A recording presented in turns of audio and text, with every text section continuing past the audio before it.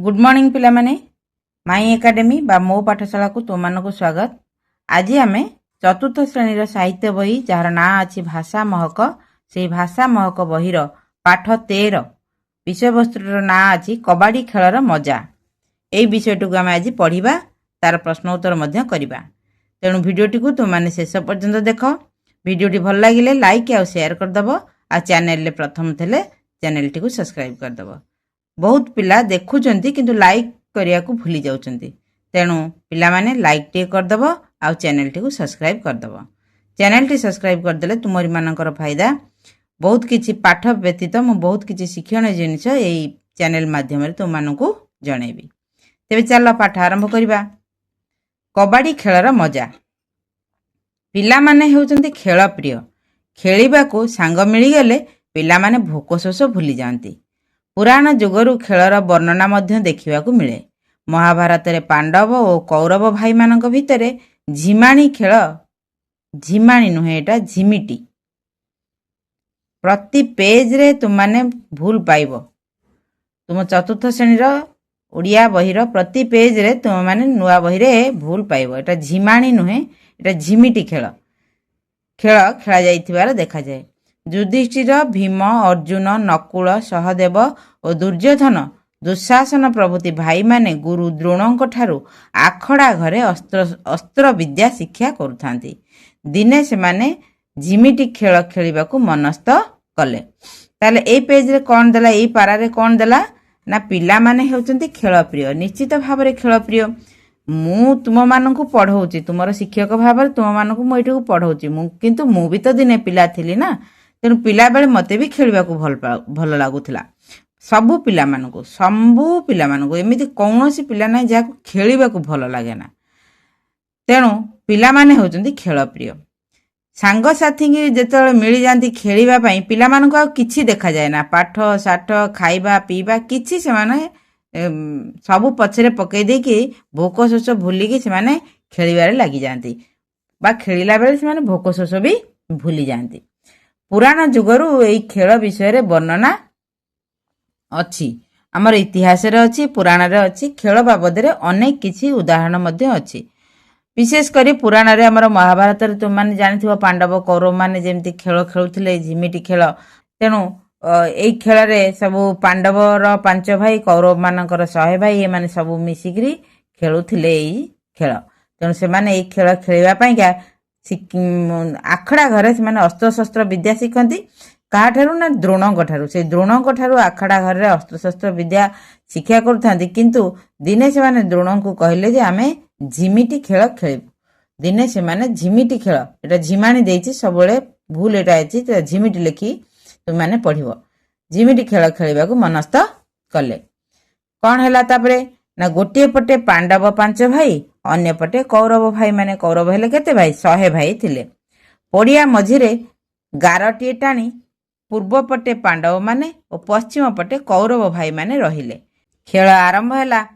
प्रथमे दुशासन राहा धरी पांडव पक्ष को जाई युधिष्ठिर को चापुड़ा मारिबारु से अचेत होई पड़ीगले। ताहापरे पांडव मानक पक्षरु भीमसेन राहा धरी कौरव पक्ष को जाई दुर्योधन समेत समस्त को चापुड़ाई मारी अचेत करी पकाई देला।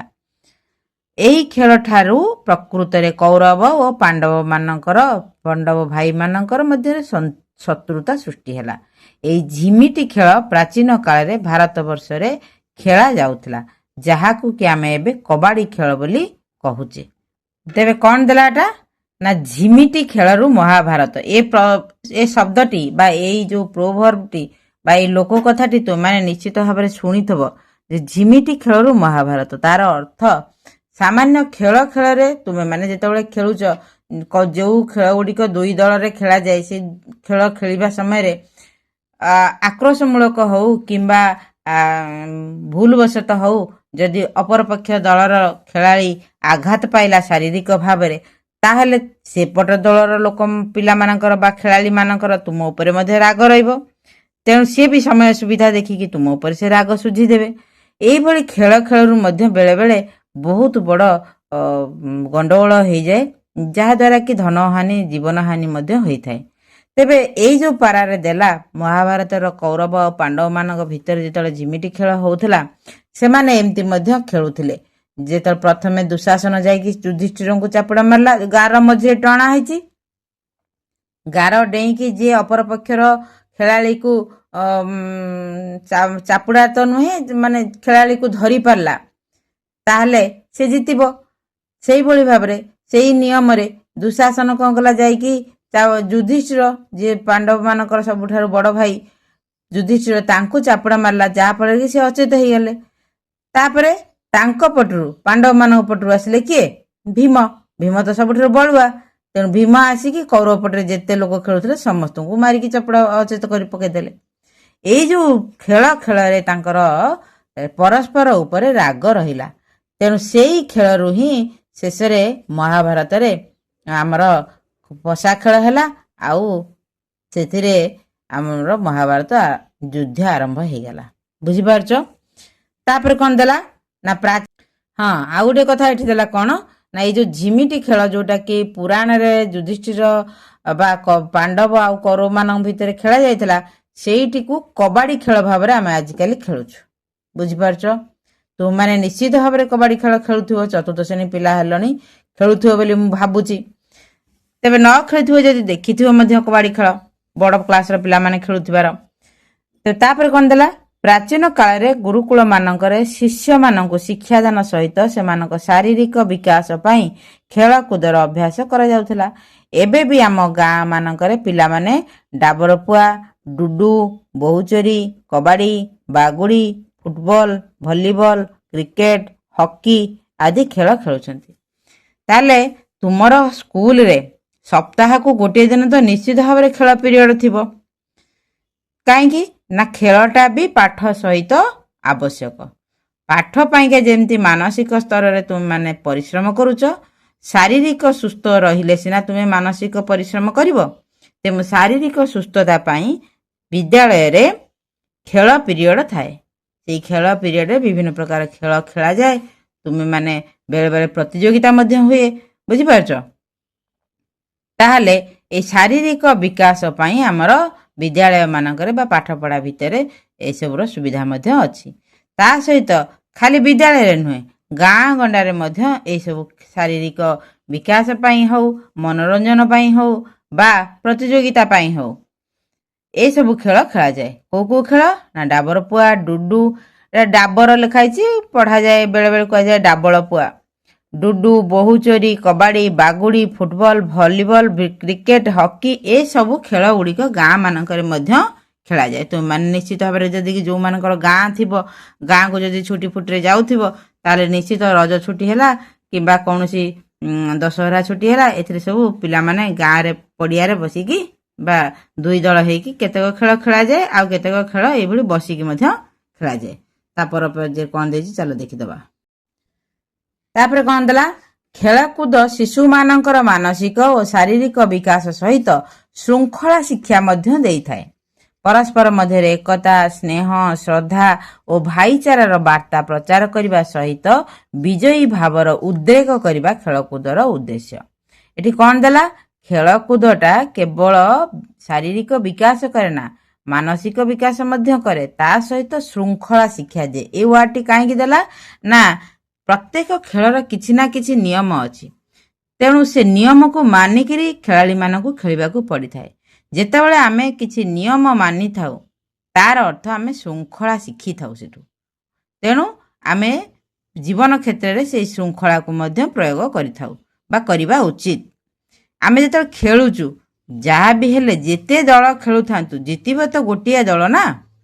ତେଣୁ ଯଦି ଗୋଟିଏ ଦଳ ଜିତିବ ବା ଗୋଟିଏ ପକ୍ଷ ଜିତିବ, ତାହେଲେ ଜିତିଲ ବୋଲି କ'ଣ ଅପରପକ୍ଷକୁ ଶତ୍ରୁ ବୋଲି ଭାବିବ କି? ନା। ତୁମମାନେ ଦେଖିଥିବ କ୍ରିକେଟ ଖେଳ ହଉ, ଭଲିବଲ ଖେଳ ହଉ, ଫୁଟବଲ ଖେଳ ହଉ, ଖେଳି ସାରିଲା ପରେ ବିଜେତା ଦଳ ଯେଉଁମାନେ ରନର୍ସ ଅପ୍ ଥାଆନ୍ତି ତାଙ୍କୁ ହ୍ୟାଣ୍ଡସେକ୍ କରନ୍ତି, ତାଙ୍କ ସହିତ ହାତ ମିଳାନ୍ତି, ଆଉ ତାଙ୍କ ସହିତ ବନ୍ଧୁତାର ସମ୍ପର୍କ ମଧ୍ୟ ରଖିଥାନ୍ତି, ନା ନାଇଁ, ପରିଚୟ ଦେଇଥାନ୍ତି। କାହିଁକି ନା ଖେଳ ଆମକୁ ସେଇଟା ଶିଖେଇଛି। ମୁଁ ଜିତିଗଲି ବୋଲିକି ଯେ ମୁଁ ଅନ୍ୟକୁ ଶତ୍ରୁ ଭାବିବି, ଅପରପକ୍ଷକୁ ଶତ୍ରୁ ଭାବିବି, ସେଇଟା ଭୁଲ। ଜିତିବା ମନୋବୃତ୍ତି ରଖିବା ଦରକାର। ତାର ଅର୍ଥ ନୁହେଁ ଯେ ଅପରପକ୍ଷକୁ ଛୋଟ ଦେଖେଇବା ବା ହୀନ ଭାବିବା ବା ଶତ୍ରୁ ବୋଲି ଭାବିବା, ସେଇଟା ଖେଳର ନିୟମ ନୁହେଁ। ତେଣୁ ଖେଳିବା ଦ୍ୱାରା କ'ଣ ହୁଏ, ଶାରୀରିକ ମାନସିକ ବିକାଶ ସହିତ ଶୃଙ୍ଖଳା ଶିକ୍ଷା ହୋଇଥାଏ। ଆଉ ପରସ୍ପର ଭିତରେ ଏକତା, ସ୍ନେହ, ଶ୍ରଦ୍ଧା, ଭାଇଚାରାର ବାର୍ତ୍ତା ପ୍ରଚାର କରିବା ସହିତ ବିଜୟୀ ଭାବର ଉଦ୍ରେକ ହୋଇଥାଏ।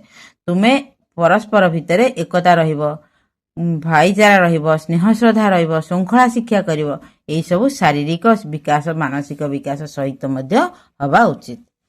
ତାପରେ କ'ଣ ଦେଲା, ଖେଳକୁଦ ଆମ ପରମ୍ପରା ଓ ସଂସ୍କୃତିକୁ ମନେ ପକାଇ ଦେଇଥାଏ। ରଜ ପର୍ବ ହେଉଛି ଆମ ରାଜ୍ୟର ଏକ ପ୍ରମୁଖ ପର୍ବ। ରଜରେ ଝିଅ ପିଲାମାନେ ପୁଚି ଓ ଦୋଳି ଖେଳ ଖେଳିଥାନ୍ତି। ପୁଅ ପିଲାମାନେ ବାଗୁଡ଼ି, କବାଡ଼ି, ଡୁଡୁ ଆଦି ଖେଳ ଖେଳିଥାନ୍ତି। ଆମର ଜାତୀୟ ଖେଳ ହେଉଛି ହକି। ବିଭିନ୍ନ ଉତ୍ସବ ଅନୁଷ୍ଠାନ ସମୟରେ ଆମ ରାଜ୍ୟରେ ହକି, କ୍ରିକେଟ ଓ କବାଡ଼ି ଖେଳର ପ୍ରତିଯୋଗିତା ମଧ୍ୟ ଆୟୋଜିତ ହୋଇଥାଏ। ଆମ ଦେଶ ତଥା ରାଜ୍ୟରେ ହକି ଓ କ୍ରିକେଟ ଖେଳର ଲୋକପ୍ରିୟତା ଅଧିକ ହେଲେ ବି କବାଡ଼ି ଖେଳର ମହତ୍ତ୍ୱ ଏବେ ବି ରହିଅଛି। ଆଜି ଆସ କବାଡ଼ି ଖେଳ ବିଷୟରେ ଜାଣିବା। ତାହେଲେ ଏଇ ପାରାରେ କ'ଣ ଦେଲା ନା, ଏଇ ଖେଳକୁଦ କ'ଣ କରେ ନା ଆମର ପରମ୍ପରା ସଂସ୍କୃତି ସହିତ ମଧ୍ୟ ଏଇ ଖେଳକୁଦ ଜଡ଼ିତ ଅଛି। କେତେକ ପର୍ବପର୍ବାଣୀ ମଧ୍ୟ ଏଇ ଖେଳକୁଦ ଉପରେ ପର୍ଯ୍ୟବେସିତ ବା ଏଇ ପର୍ବପର୍ବାଣୀରେ ଖେଳକୁଦକୁ ବେଶୀ ଅଗ୍ରାଧିକାର ଦିଆଯାଇଥାଏ। ଯେମିତିକି ହେଉଛି ରଜ ପର୍ବ। ଏ ରଜ ପର୍ବରେ ଖରା ଦିନରେ ତ ରଜ ପର୍ବ ପଡ଼ିଥାଏ, ସମସ୍ତଙ୍କର ପ୍ରାୟ ଛୁଟି ଥାଏ, ସମସ୍ତେ ଗାଁକୁ ଯାଇଥାନ୍ତି ରଜ ପର୍ବ ପାଳିବା ପାଇଁ। ଗାଁ ମାନଙ୍କରେ ସବୁ ପଡ଼ିଆରେ ବା ଯେହେତୁ ଖରା ହେଇଥାଏ, ଗଛ ତଳେ ବସିକିରି କେତେ ଜଣ ତାସ ଖେଳନ୍ତି, ପଶା ଖେଳନ୍ତି, ଲୁଡୁ ଖେଳନ୍ତି। ଆଉ କେତେକ ସବୁ ପଡ଼ିଆରେ ଯାଇକି ବାଲିରେ ବାଗୁଡ଼ି, କବାଡ଼ି, ଡୁଡୁ ଏସବୁ ଖେଳ ଖେଳନ୍ତି। ଝିଅ ପିଲାମାନେ ପୁଚି ଖେଳନ୍ତି, ଦୋଳି ଖେଳନ୍ତି, ଲୁଚକାଳି ଖେଳନ୍ତି, ବୋହୁଚୋରି ଖେଳନ୍ତି। ଏଇସବୁ ଜିନିଷ ହୁଏ ରଜ ପର୍ବ ସମୟରେ ପ୍ରାୟତଃ, କାରଣ ସେଇ ସମୟରେ ଟିକେ ଲମ୍ବା ଛୁଟି ମିଳିଥାଏ। ଆଉ ଖରାରେ ତ ଘରେ ରହିହେବନି, ବାହାରେ ଏମିତି ଖେଳି ଖେଳିକି ଖୁସି ହେବା କଥା ଆଉ କ'ଣ। ତାପରେ କ'ଣ ଦେଲା ନା, ଆମ ଜାତୀୟ ଖେଳ ହେଉଛି ହକି। ଆମ ଜାତୀୟ ଖେଳ କିଏ ନା ହକି। ବିଭିନ୍ନ ଉତ୍ସବ ଅନୁଷ୍ଠାନ ସମୟରେ ଆମ ରାଜ୍ୟରେ ହକି, କ୍ରିକେଟ, କବାଡ଼ି ଖେଳର ପ୍ରତିଯୋଗିତା ହୁଏ। କୌଣସି ଗୋଟେ ଉତ୍ସବ ଯଦି ଗାଁ ମାନଙ୍କରେ ପାଳନ ହେଉଛି ବା ସହର ମାନଙ୍କରେ ମଧ୍ୟ କୌଣସି ଗୋଟେ ଉତ୍ସବ ପାଳନ ହୁଏ, ସେତେବେଳେ ମଧ୍ୟ ଏଭଳି ପ୍ରତିଯୋଗିତା ସବୁ ରଖାଯାଇଥାଏ। ବୁଝିପାରିଲ? ଆମ ଦେଶ ତଥା ରାଜ୍ୟରେ ହକି ଓ କ୍ରିକେଟ ଖେଳର ଅଧିକ ଲୋକପ୍ରିୟତା ଅଛି। ନିଶ୍ଚିତ ଭାବରେ ହକି ଠାରୁ କ୍ରିକେଟକୁ ଅଧିକ ଲୋକପ୍ରିୟ ଆମ ଦେଶରେ, କିନ୍ତୁ ହକି ଆମର ହେଉଛି ଜାତୀୟ ଖେଳ। ତା ସହିତ କବାଡ଼ିକୁ ମଧ୍ୟ ସେତିକି ଇମ୍ପୋର୍ଟାନ୍ସ ଦିଆଯାଇଥାଏ ଆମ ରାଜ୍ୟରେ। ତେଣୁ ଆସ ଆଜି ସେଇ କବାଡ଼ି ଖେଳ ବିଷୟରେ ଜାଣିବା। କ'ଣ ଦେଲା କବାଡ଼ି ଖେଳ ବିଷୟରେ ନା, କବାଡ଼ି ଭାରତର ବିଭିନ୍ନ ଅଞ୍ଚଳରେ ଖେଳାଯାଉଥିବା ଏକ ଲୋକପ୍ରିୟ ଖେଳ। ଏହା ପ୍ରଥମେ ଭାରତରେ ବିଭିନ୍ନ ପର୍ବପର୍ବାଣୀ ପାଳନ ସମୟରେ ଆମୋଦ ପାଇଁ ଖେଳାଯାଉଥିଲା। ଏବେ ଏହି କବାଡ଼ି ଖେଳର ଲୋକପ୍ରିୟତା ବିଶ୍ୱର ଅନେକ ଦେଶରେ ଦେଖିବାକୁ ମିଳୁଛି। ବର୍ତ୍ତମାନ ଏସୀୟ କ୍ରୀଡ଼ାରେ ଏହାକୁ ମଧ୍ୟ ସାମିଲ କରାଯାଇଛି। କେବଳ ସେତିକି ନୁହେଁ, 2004 ମସିହାରୁ କବାଡ଼ି ବିଶ୍ୱକପ୍ ଆରମ୍ଭ ହୋଇ 2010 ମସିହାରୁ ପ୍ରତିବର୍ଷ ଭିନ୍ନ ଭିନ୍ନ ସ୍ଥାନରେ ଆୟୋଜିତ ହେଉଛି। ଆମ ଦେଶରେ କବାଡ଼ି ଖେଳ କେବଳ ପୁରୁଷମାନଙ୍କ ମଧ୍ୟରେ ସୀମିତ ନ ରହି ମହିଳାମାନେ ମଧ୍ୟ ଏହି କବାଡ଼ି ଖେଳରେ ନିଜର ଦକ୍ଷତା ପ୍ରଦର୍ଶନ କଲେଣି। 2012 ମସିହାରେ ଭାରତର ପାଟନାଠାରେ ଅନୁଷ୍ଠିତ ପ୍ରଥମ ମହିଳା କବାଡ଼ି ବିଶ୍ୱକପ୍ ଖେଳାଯାଇଥିଲା। ଏହି ବିଶ୍ୱକପ୍ରେ ଭାରତୀୟ ମହିଳା କବାଡ଼ି ଦଳ ଇରାନ ମହିଳା କବାଡ଼ି ଦଳକୁ ହରାଇ ବିଜୟୀ ହୋଇଥିଲେ। ବୁଝିପାରିଲ? ବଢ଼ିଆ ଜିନିଷଟା ଦେଲା। ଏଠି କ'ଣ ଦେଲା ନା, ଏଇ ଯେଉଁ କବାଡ଼ି ଖେଳ ବିଷୟରେ ଆମେ ଆଜି ପଢ଼ୁଛେ, ସେ କବାଡ଼ି ଖେଳ ଆଜିକାଲି ଆଉ କେବଳ ଭାରତରେ ନୁହେଁ, ଭାରତ ବାହାରେ ମଧ୍ୟ ବିଭିନ୍ନ ଦେଶମାନଙ୍କରେ ଏଠି ମଧ୍ୟ ଗୋଟେ ଲୋକପ୍ରିୟ ଖେଳ ହେଇସାରିଲାଣି। ତେବେ ଏଇ ଖେଳକୁ ଏସୀୟ କ୍ରୀଡ଼ାରେ ମଧ୍ୟ ସାମିଲ କରାଯାଇ ସାରିଲାଣି। 2004 ମସିହାରୁ କବାଡ଼ି ବିଶ୍ୱକପ୍ ମଧ୍ୟ ଆରମ୍ଭ ହେଇଛି। ବୁଝିପାରୁଛ? ତେଣୁ କବାଡ଼ି ଖେଳ ଗୋଟେ ବିଶ୍ୱ ବା ଜାତୀୟ ଖେଳ ରୂପେ ବର୍ତ୍ତମାନ ପରିଗଣିତ ହୋଇସାରିଲାଣି। 2012ରେ ଭାରତର ଆମର ଯେଉଁ ବିହାରର ପାଟନାରେ ମହିଳା ବିଶ୍ୱକପ୍ ଆରମ୍ଭ ହୋଇଥିଲା। କବାଡ଼ି ଖେଳ କେବଳ ପୁଅ ପିଲାମାନଙ୍କର ଖେଳ ନୁହେଁ, ଆଜିକାଲି ଝିଅ ପିଲାମାନେ ମଧ୍ୟ କବାଡ଼ି ଖେଳୁଛନ୍ତି। ସେ ମହିଳା କବାଡ଼ି ବିଶ୍ୱକପ୍ 2012ରେ ପାଟନାରେ ଅନୁଷ୍ଠିତ ହୋଇଥିଲା, ଯେଉଁଥିରେ କି ଆମ ଭାରତୀୟ ମହିଳାମାନେ ବା ମହିଳା ଖେଳାଳିମାନେ ଇରାନର ମହିଳା ଖେଳାଳିମାନଙ୍କୁ ହରେଇକିରି ବିଜୟୀ ହୋଇଥିଲେ। ବା ବିଶ୍ୱ କବାଡ଼ି ବିଶ୍ୱକପ୍ 2012, ମହିଳା କବାଡ଼ି ବିଶ୍ୱକପ୍ 2012 ଭାରତ ହିଁ ଜିତିଥିଲା। ବୁଝିପାରୁଛ? ତା ପରବର୍ତ୍ତୀ ପାରାରେ କ'ଣ ଦେଇଛି? ତାହେଲେ କ'ଣ ଦେଲା ନା କବାଡି ଖେଳ ସାଧାରଣତଃ 4 ପ୍ରକାରର। ସଞ୍ଜୀବନୀ କବାଡି, ଜେମିନି କବାଡି, ଅମର କବାଡି, ପଞ୍ଜାବୀ କବାଡି। ଏଇ ଜିନିଷଟା ମୁଁ ବି ଜାଣିନଥିଲି, ମୁଁ ଏଇ ବହିରୁ ହିଁ ଜାଣିଲି। ତେବେ ଏଇ ଯୋଉ ଖେଳ ପାଇଁକା ଯୋଉ ପଡିଆଟା ଦରକାର, ଏଇଟା ଆଉଟଡୋର ଗେମ୍। ତେଣୁ ଏଇ ପଡିଆର ଆକାର କେତେ ହବ ନା, ପୁରୁଷ ମାନଙ୍କର ଖେଳିବା ପାଇଁକା 13 × 10 ମିଟର ବାଲା ପଡିଆ ଦରକାର, ଆଉ ମହିଳା ମାନଙ୍କ ପାଇଁ 12 × 8 ମିଟର ଥିବା ପଡିଆର ସ୍ପେସ୍ ଥିବା ଦରକାର। ଏଠି ଦେଖିବା ଯୋଉ ଚିତ୍ରରେ ମହିଳା ମାନେ ଖେଳୁଛନ୍ତି, ପୁରୁଷ ମାନେ ବି ଏଠି ଠିଆ ହେଇଛନ୍ତି, ଏଠି ପିଲା ସବୁ ବସିଛନ୍ତି। ମଝିରେ ଗୋଟେ ଗାର ଟଣା ହେଇଥିବ, ଦୁଇ ଦଳ ଦିଟା ଅପୋଜିଟ ଡିରେକ୍ସନରେ ଠିଆ ହେଇଥିବେ। ଗୋଟିଏ ଦଳରୁ ଜଣେ ଖେଳାଳି ଯିବ, ଅପୋଜିଟ ଦଳର ସାମ୍ନାରେ ଯୋଉ ଦଳ ଥିବ ସେଥିରୁ ଜଣକୁ ଧରିବ, ଯେମିତିକି ଛାଡିବନି, କିନ୍ତୁ ତାର ଗୋଡ ସେ ଗାରର ଏପଟରେ ରହିବ, ଯାହାଦ୍ୱାରା କି ସେ ପଏଣ୍ଟ ପାଇପାରିବ। ବୁଝିପାରୁଛ? ତୁମମାନେ ତ ଖେଳିଥିବ, ନ ଖେଳିଲେ ବି ଦେଖିଥିବ, ବହୁତ ମଜା ଲାଗେ ଏଇ ଖେଳ ଦେଖିବା ପାଇଁକା। ଚୁପଚାପ ଠିଆ ହେଇକି ଦେଖିବ, ବହୁତ ମଜା ଲାଗିବ। ବୁଝିପାରୁଛ? ତାହେଲେ ପରବର୍ତ୍ତୀ ପେଜରେ ଆଉ କ'ଣ ଦେଇଛି ଦେଖିବା। ଏଇ ଖେଳ ଖେଳିବା ପାଇଁ ପ୍ରଥମେ ଦୁଇ ଦଳ ପଡିଆର ଦୁଇ ପାଖରେ ଠିଆ ହୋଇ ରୁହନ୍ତି। ପଡିଆ ମଝିରେ ଗୋଟିଏ ଗାର ପକାଯାଇଥାଏ। ଖେଳର ନିୟମ ଅନୁସାରେ ଗୋଟିଏ ଦଳରୁ ଜଣେ ଖେଳାଳି ମଝି ଗାରକୁ ଟପି କବାଡି କବାଡି ବୋଲି ଏକା ନିଶ୍ୱାସରେ ଡାକି ଅନ୍ୟ ଦଳର ଖେଳାଳିମାନଙ୍କୁ ଛୁଇଁବା ପାଇଁ ଚେଷ୍ଟା କରନ୍ତି। ଯେଉଁ ଖେଳାଳିଙ୍କୁ ସେ ଛୁଇଁ ଦିଏ, ସେହି ଖେଳାଳି ପଡିଆ ଛାଡ଼ି ବାହାରକୁ ଚାଲିଯାଏ ଏବଂ ଅନ୍ୟମାନେ ଖେଳ ଜାରି ରଖନ୍ତି। କିନ୍ତୁ ଯଦି ପ୍ରଥମ ଦଳର ଖେଳାଳିଟି ରାହା ଛାଡ଼ିଦିଏ, ଗାର ପାଖକୁ ଫେରି ଆସିପାରେ ନାହିଁ, ପାଖ କ ଲେଖାଇଛି, ଏଟା ପାଖ କୁ ହବ, ଫେରି ଆସିପାରେ ନାହିଁ କିମ୍ବା ପ୍ରତିପକ୍ଷ ଖେଳାଳିଙ୍କ ହାତରେ ଧରା ପଡ଼େ, ତେବେ ସେ ପଡିଆରୁ ବାହାରକୁ ଯାଏ। ତାହାକୁ କୁହାଯାଏ ଯେ ସେ ଖେଳାଳିଟି ମରିଗଲା। ଫଳରେ ସେହି ଦଳ ଗୋଟିଏ ପଏଣ୍ଟ ହରାଇଲା ବୋଲି ଧରାଯାଏ। ତାପରେ ପ୍ରତିପକ୍ଷ ଦଳରୁ ଜଣେ ରାହା ଧରି ଦ୍ୱିତୀୟ ଦଳ ପଟକୁ ଆସି ଖେଳ ଜାରି ରଖେ।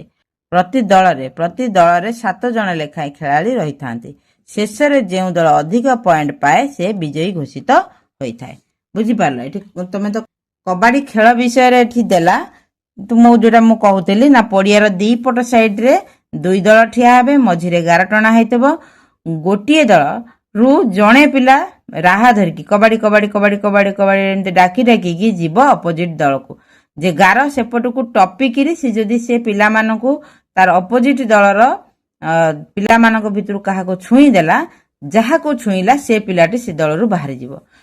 କିନ୍ତୁ ଠିକ ବିପରୀତ କହିବାକୁ ଗଲେ, ଯଦି ପ୍ରଥମ ଦଳରୁ ଯୋଉ ଖେଳାଳିଟି ଯାଇଥିଲା ରାହା ଧରିକି, ସେ ଯଦି ମଝିରୁ ରାହା ଛାଡ଼ିଦେଲା, ତାହେଲେ ସେ ଖେଳାଳିଟିକୁ ବାହାରକୁ ବାହାର କରିଦେବ। ମଝିରୁ ରାହା ଛାଡ଼ିଦେବ। ଦ୍ୱିତୀୟତଃ ବିପରୀତ ଦଳର ଖେଳାଳି ମାନେ ଯଦି ତାକୁ ଧରିଦେଲେ, ଛାଡ଼ିଲେ ନାହିଁ, ବା ସେ ଗାରକୁ ଟପିକି ପଛକୁ ଫେରି ଆସିପାରିଲା ନାହିଁ, ତାହେଲେ ସେ ଖେଳାଳିଟି ମଧ୍ୟ ବାହାରିଯିବ ଆଉ ତାକୁ ସେଇ ଖେଳାଳିଟି ମରିଗଲା ବୋଲି ଘୋଷଣା କରାଯାଏ। ଏଇଭଳି ଭାବରେ ତାପରେ ବିପରୀତ ଦଳରୁ ସେମିତି ଜଣେ ଆସିବେ। ଏଇଭଳି ଭାବରେ ଖେଳ ଜାରି ରହେ। ଶେଷରେ ଯେ ଅଧିକା ପଏଣ୍ଟ ପାଇଥାଏ, ସେଇ ଖେଳାଳି ବା ସେଇ ଦଳ ପାଏ ବିଜୟୀ ମୁକୁଟ। ବୁଝିପାରୁଛ? ଆମ ଦେଶର କବାଡି ଖେଳର ଲୋକପ୍ରିୟତା ତଥା ଆଦୃତିକୁ ଦୃଷ୍ଟିରେ ରଖି ପ୍ରଥମ କରି 1950 ମସିହାରେ କବାଡି ଫେଡେରେସନ ଅଫ୍ ଇଣ୍ଡିଆ ଗଠନ କରାଯାଇଥିଲା। ବର୍ତ୍ତମାନ ଏହି ଖେଳ England, Iran, Bangladesh, America, Japan, Canada ଆଦି ଦେଶରେ ବେଶ ଲୋକପ୍ରିୟତା ଅର୍ଜନ କରିପାରିଛି। ବୁଝିପାରିଲ? 1950 ମସିହାରେ ଆମର ଦେଶରେ କବାଡି ଫେଡେରେସନ ଅଫ୍ ଇଣ୍ଡିଆ ବୋଲି ଗଠନ କରାଯାଇଥିଲା, ଯାହା ଫଳରେ କି ଏହି କବାଡି ଖେଳକୁ ପ୍ରୋତ୍ସାହନ ବା ଆଗକୁ ବଢେଇବା ପାଇଁ। ତେବେ ବିଷୟଟି ଆମର ସରିଗଲା। କବାଡି ଖେଳ ବିଷୟରେ ତୁମେ ଯାହା ନର୍ମାଲ ଯେତିକି ଜାଣିବା କଥା ଜାଣିଲ। ତା ବିଷୟରେ ଜାଣିଲେ ହେଲେ ତୁମକୁ ସେ ଖେଳ ଖେଳିବାକୁ ପଡିବ। ବଡ ହେଲେ ତୁମେ ଯଦି ଚାହିଁବ କବାଡି ଖେଳ ଖେଳିବା ପାଇଁ, ତାହେଲେ ତାର ସବୁ ରୁଲ ରେଗୁଲେସନ ମାନେ ଜାଣିବ, ତାପରେ ଯାଇକି ତୁମେ ଖେଳିବ। ତେବେ ପାଠପଢା ତ ସରିଗଲା, ଏବେ ଚାଲ ଦେଖିବା ତାର ପ୍ରଶ୍ନ ଉତ୍ତର କ'ଣ ଅଛି। ଏଇ ପେଜରେ ତୁମର କେତେଟା ଶବ୍ଦ ଅଛି, ନୂଆ ଶବ୍ଦ, ଏଇ ଯାହାକି ଏଇ ବିଷୟବସ୍ତୁରେ ଥିଲା। କ'ଣ କ'ଣ ସବୁ ଅଛି? ଶାରୀରିକ, ଶୃଙ୍ଖଳା, ପରମ୍ପରା, ଅନୁଷ୍ଠାନ, ଝିମାଣି ଖେଳ, ପ୍ରାଚୀନ, ଗୁରୁକୁଳ, ପାରଦର୍ଶିତା, ପ୍ରତିପକ୍ଷ। ଏଇସବୁ କଷ୍ଟ ଶବ୍ଦ ଗୁଡ଼ିକ ତୁମେ ମନେ ରଖିବ। ଆଉ ଏବେ ଚାଲ ପ୍ରଶ୍ନ ଉତ୍ତର କରିବା। ଏଠି କ'ଣ ଦେଲା? ଆସ କଥା ହେବା, ଏଟା ଓରାଲ। ତୁମେ ଖେଳିବାକୁ ଭଲ ପାଅ କି? ହଁ, ନିଶ୍ଚିତ ଭାବରେ ଆମେ ଖେଳିବାକୁ ଭଲ ପାଉ। ତୁମେ ସାଙ୍ଗମାନଙ୍କ ସହିତ ତୁମେ କେଉଁ ସବୁ ଖେଳ ଖେଳିବାକୁ ଭଲ ପାଅ? ପ୍ରଶ୍ନ ବି ଭୁଲ। ତୁମେ ଏଟା ଥରେ ଲେଖା ହବ, ଦୁଇଥର କାଁ ଲେଖା ହବ। ତାହେଲେ ତୁମେ ସାଙ୍ଗମାନଙ୍କ ସହିତ କେଉଁ ସବୁ ଖେଳ ଖେଳିବାକୁ ଭଲ ପାଅ, ତୁମେ ଯୋଉ ଯୋଉ ଖେଳ ଖେଳିବାକୁ ଭଲ ପାଅ ସେଇ ଖେଳ ଗୁଡ଼ିକୁ କହିବ। ଆମ ଦେଶରେ କେଉଁ ଖେଳ ସବୁ ଲୋକପ୍ରିୟ? Hockey, kabaddi, cricket. ନିର୍ଦ୍ଦିଷ୍ଟ ପର୍ବପର୍ବାଣିରେ ତୁମ ଅଞ୍ଚଳରେ କେଉଁ ସବୁ ଖେଳ ଖେଳାଯାଏ? ଆମର ତ ରଜ ପର୍ବରେ ତୁମେ ଜାଣିଲ ଡୁଡୁ, ଫୁଟବଲ, ଭଲିବଲ, ହକି ଆଉ ତାସ, ପଶା ଏସବୁ ଖେଳ ଖେଳାଯାଏ। ଆମ ଦେଶର ଜାତୀୟ ଖେଳର ନାମ କ'ଣ କୁହ? ହେଲା ହକି। ଆମ ଦେଶରେ ହକି, କ୍ରିକେଟ ଖେଳ ପରେ ଆଉ କେଉଁ ଖେଳ ଅଧିକ ଲୋକପ୍ରିୟ? ନା କବାଡି। ବୁଝିଗଲା। ତାପରେ କ'ଣ ଦେଇଛି? ଆସ ଉତ୍ତର ଲେଖିବା। 1 ନମ୍ବର, ପାର୍ଶ୍ୱରେ ଦିଆଯାଇଥିବା କୋଠରୀରୁ ଶବ୍ଦ ସଂଗ୍ରହ କରି ଖାଲି ସ୍ଥାନ ପୂରଣ କରିବା। ଡ୍ୟାସ୍ ଖେଳାଳି, ଏଥିରେ କ'ଣ ହେଇପାରିବ? ମହିଳା ଖେଳାଳି। ଶାରୀରିକ ବିକାଶ। ଡ୍ୟାସ୍ ବାର୍ତ୍ତା, ଭାଇଚାରାର ବାର୍ତ୍ତା। ଡ୍ୟାସ୍ ପ୍ରମୁଖ ପର୍ବ, ରଜ। ପାଣ୍ଡବ ଓ କୌରବମାନେ ଡ୍ୟାସ୍ ଘରେ ଅସ୍ତ୍ର ବିଦ୍ୟା ଶିକ୍ଷା କରୁଥିଲେ, ଆଖଡ଼ା। ପ୍ରଥମ କବାଡି ବିଶ୍ୱକପ୍ 2004 ମସିହାରୁ ଆରମ୍ଭ ହେଲା। ଭାରତର ଓ ଡ୍ୟାସ୍ ଦଳ, ନା ଏଟା ଭୁଲ ହେଇଛି, ପ୍ରଶ୍ନ ବି ଭୁଲ। ଭାରତର ପୁରୁଷ ଓ ମହିଳା ଦଳ କବାଡି ଖେଳରେ ପାରଦର୍ଶିତା ଦେଖାଇଛନ୍ତି। ଏଠି ଗୋଟିଏ ଶବ୍ଦ ପୁରୁଷ ଛାଡ଼ି ଦେଇ ଯାଇଛି। ତେଣୁ ଭାରତର ପୁରୁଷ ଓ ମହିଳା ଦଳ କବାଡି ଖେଳରେ ପାରଦର୍ଶିତା ଦେଖାଇଛନ୍ତି। ବୁଝିହେଲା। ତାପରେ କ'ଣ ଅଛି ଦେଖିଦେବା। ପ୍ରଶ୍ନ କ'ଣ ଅଛି? 2 ନମ୍ବର, ତଳେ ଦିଆଯାଇଥିବା ଛବି ଦେଖି ଖେଳର ନାମ ଲେଖ। ଏଇଟା କୋଉ ଖେଳ? ହକି। ଏଟା ହେଉଛି ହକି। କ୍ରିକେଟ, କବାଡି, ଫୁଟବଲ, ପୁଚି, ଦୋଳି, ଦୌଡ଼ି ଡିଆଁ, ଏଟା ଲୁଡୁ। ବୁଝିହେଲା। ମୁଁ ଆକୁ ଲେଖି ଦଉଛି, ଦେଖିଦିଅ। ଏଇଟା କ'ଣ ହବ? ନା ହକି। ଏଇଟା ହେଲା ହକି। କଟା ହେଉଛି ହକି। କ୍ରିକେଟ,